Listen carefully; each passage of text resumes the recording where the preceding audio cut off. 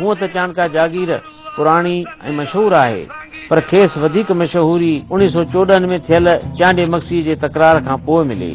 हूअं त 1914 में पहिरीं आलमगीर जंग शुरू थी वई हुई, पर सॼी दुनिया खां कचियल कंबर शहदाद कोट ऐं झल मक्सीअ जे हिन दुनिया में ॼण हिकु मक़ामी जंग लॻी चुकी हुई, जेका हिन इलाइक़े जे माण्हुनि लाइ महदूद क़िस्म जी पर हिकु आलमी जंग हुई। जीअं आलमगीर जंग 5 साल हली, बिल्कुलु ईअं चांडिया मक्सी तकरार बि 5 लाॻीता साल हलंदो रहियो। चांडिया मक्सी तकरार चाणका जागीर में मदरसो हलाईंदड़ मुल्ला उलहंदे हिसबाणी मक्सीअ तरफ़ां 5 शागिर्दियाणी खे वरगलाए भॼाए वञण तां शुरू थियो। मुल्ला उलहंदो हिसबाणी मक्सी चाणका जागीर जी छोकिरीअ खे अगवा करे नवाब कैसर खान मक्सीअ वटि वञी पनाही थियो। चांडे सरदार मक्सी सरदार खां संघ जी वापसी ऐं फ़ैसिले जी घुर कई, पर मक्सी सरदार तरफ़ां संघ वापसि न ॾियण तां तकरार भड़की उथियो। चांडिया मक्सी तकरार में नुरनि जा हिक ॿिए तरफ़ां मुड़ुस मरंदा रहिया, औरतूं अगवा थींदियूं रहियूं ऐं माल पिणकाया विया। हलंदड़ तकरार में अगवा थियल छोकिरीअ जे पीउ मोहम्मद गडरे ऐं संदसि पुट समेत केतिरा ई माण्हू मारिजी विया। आख़िरकार हिंदुस्तान जे वायसराय जे हुकुम ते बम्बई जे गवर्नर ऐं लाड़काणे जे कलेक्टर चांडियनि ऐं मक्सियुनि विच में फ़ैसिले लाइ जरगे जो ऐलान कयो। 5 साल जंग लगी आहे चांडियनि मक्सी।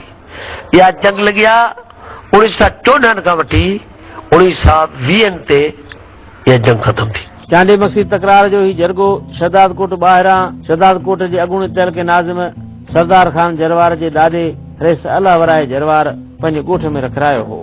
हर सरदार खे 4 मुशीर चूंडण जो इख़्तियार ॾिनो वियो।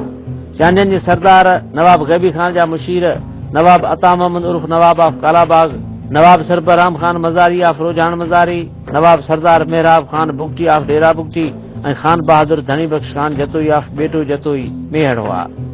जनरल मक्सी सरदार जा मुशीर मीर आज़म खान अहमद ज़ई खान ऑफ कलात, नवाब सरदार खैर बख्श खान मरी ऑफ कहान, जाम मीर कमाल खान वाली लसबेला ऐं सिराई शाह नवाज़ नायच हुआ। हिन तारीख़ी जरगे में उन खां सवाइ सिंध जी चोटीअ जे सरदारनि, चङनि मुड़सनि, गादी नशीननि, आलमनि ऐं अकाबरनि तोड़कामुरनि शिरकत कई। 22 ॾींहं हलंदड़ हिन जरगे में हज़ारे माण्हुनि खे खाराइण ऐं रहण जो बंदोबस्तु कयो वियो हो। आख़िरकार 22 ॾींहनि गुज़रण खां पोइ नवाब कैसर खान मक्सी नवाब गैबी खान चांडीअ मथां को बि इल्ज़ाम साबित न करे सघियो। जंहिंखां पोइ जरगे जे मेंबरनि Nawab Ata Mohammad Khan, Nawab of Kalabagh, Mir Azam Khan Ahmadzai Khan of Kalat, Nawab Mehrab Khan Mazari of Rojhan Mazari, नवाब खैर बख्श मरी of Kahan Marri, Nawab Mehrab Khan Bugti of Dera Bugti, Jam Kamal Khan Wali Lasbela, सिराई Shahnawaz Khan Naich, lieutenant colonel sir Armine Dew agent governor general Balochistan, लाड़काने ज़िले जे कलेक्टर NH ही, लाड़काने जे सेशन जज RTF कुरुक गॾियल फ़ैसिलो ॾिनो त नवाब कैसर खान मक्सी 3 लख रुपया सरकार खे ॾंड ॾींदो ऐं 3 लख रुपया चांडियनि जे सरदार नवाब गैबी खान खे ॾींदो। फुरियल माल में पाड़ियो वञे ऐं दुनिया हिक ॿिए जूं अगवा थियल औरतूं हिक ॿिए खे वापसि कनि ऐं जेको बि फ़ैसिले खां पोइ अगराई कंदो उन सरदार खे मौत जी सज़ा ॾिनी वेंदी। हिन तकरार खां पोइ सिंध में दुश्मनी खे बयानु करण लाइ इहो मुहावरो ठहियो त फलाणा त पाण में चांडिया मक्सी आहिनि।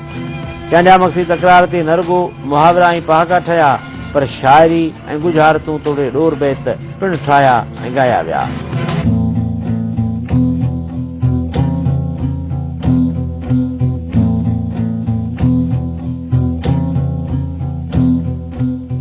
चाणका जागीर जो मौजूदु हवाली ऐं बगदार सरदार अहमद खान चांडियो आहे, जेको पंहिंजे वालिद नवाब शबीर अहमद खान चांडियो जे वफ़ात खां पोइ चांडियनि जो सरदार मुक़ररु थियो आहे। मौजूदा सरदार अहमद चांडियो 2010 ताईं कंबर जो तहलक नाज़िम पिणु रही चुको आहे। संदसि वालिद मरहूम सरदार शबीर अहमद चांडियो सरदार हुअण सां गॾोगॾु सियासत में बि घणो सरगर्म हो। हू हिन तक तां पीपल्स पार्टीअ जो 3 भेरा क़ौमी असेंबलीअ जो मेंबर रही चुको आहे। नवाब शबीर अहमद चांडियो PPA जे शहीद अॻवान मोहतरमा बेनज़ीर भुट्टो जो एतमाद वारो साथी पिणु रहियो आहे ऐं MRD तहरीक दौरान हू जेल जूं सज़ाऊं पिणु भोॻे चुको आहे। पीपल्स पार्टी में रहण दौरान नवाब शबीर अहमद चांडियो जो पंहिंजे वालिद ऐं उन वक़्त जे सरदार नवाब अहमद सुल्तान चांडियो सां 1993 वारी चूंड में क़ौमी असेंबलीअ जे तक तां मुक़ाबिलो पिणु थियो हो। उहा चूंड पाकिस्तान जे तारीख़ जो अनोखो ऐं दिलचस्प मुक़ाबिलो हो। जंहिंमें सरदार पीउ ऐं सरदार ज़ादे पुट जो हिक ॿिए सां मुक़ाबिलो थियो।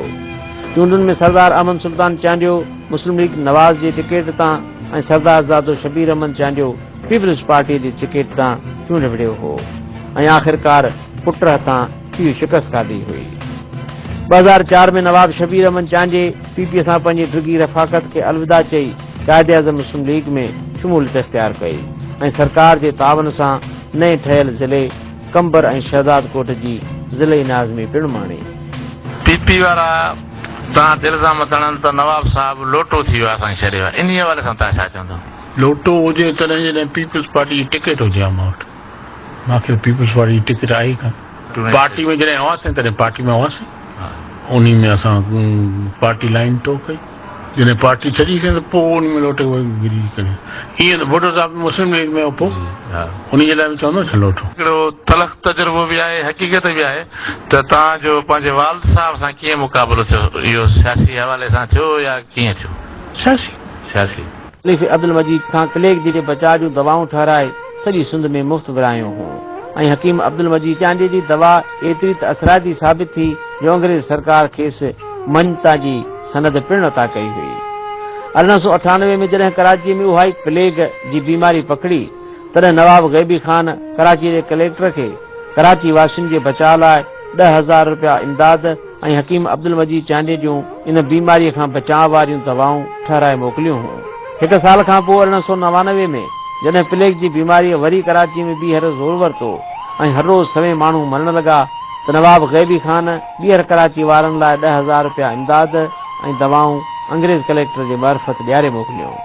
तारीख़ जी केॾी न सितम ज़रीफ़ी आहे जो उन वाक़े खां 112 साल पोइ जॾहिं गुज़िरियल साल अगस्त में सिंध में महाबोड आई ऐं कंबर शहदाद कोट जा बोड मुतासिर कराची में अची पनाही थिया त कराची वारनि कंबर वारनि जो उहो 1.25 सदी पुराणो कर्ज़ लाहिण बजाए इहो इतराज़ करणु शुरू कयो त बोड मुतासिरनि जे हिते अचण सां कराची में अमन अमान जो मसइलो थी सघे थो।